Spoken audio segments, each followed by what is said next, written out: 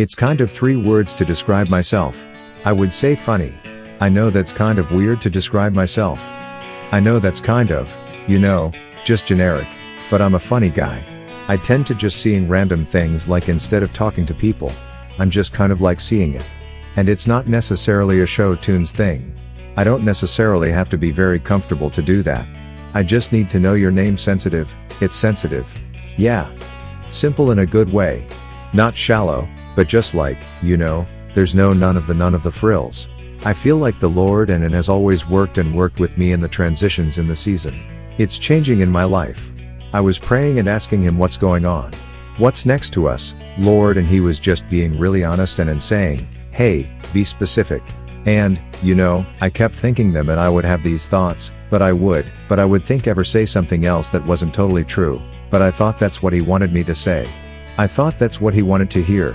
I'm glad I just kept feeling like he was like, no, that's not it. He was like, dig deeper.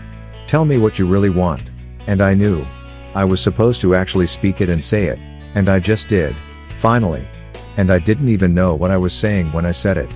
I just kind of opened my mouth and I felt like such a weight lift off when I said exactly specifically what I wanted to happen for me, for my ministry, for music, for my family, and I just like doubled over and started crying. It wasn't even in that moment that I felt the Lord was actually going to do all that. It was just that I needed to get it out and actually say it. And there was just such a peace that came with the fact that I knew he knows me now. Other people would always, told me what I was and who I was in him and how powerful this was or how anointed this is. And it wasn't that I didn't believe it. I just didn't walk in. I don't think, and I don't really feel like this. I'm walking into a new season where it's not only going to be known to other people how much the Lord is using me, but it's actually going to be known to myself. Like how powerful his hand is on my life. I want to lead out of that place that I know he's going to show up. I know that he's going to be faithful and I don't have to worry about that. So let's just go. It's so much easier to lead people when you're going somewhere where you've actually been. And then I'm going to go with the 4th one, and that's relatable because I'm super relatable. And you know what? I'll go with the 5th cause I'm Southern, and that's a great quality to have.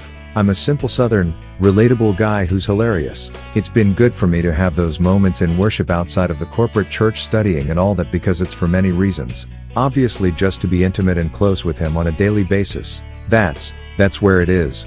That's where we get fed, just to have it be where the only thing that could come out of this encounter, which is just with me and him. And it's not going to be anyone else like necessarily being touched by this too, to let me know how amazing it was or how great it was that they were touched by this. But it's going to be just me, just the Lord. And it's in those times and out you can take that into the corporate worship and then go for it.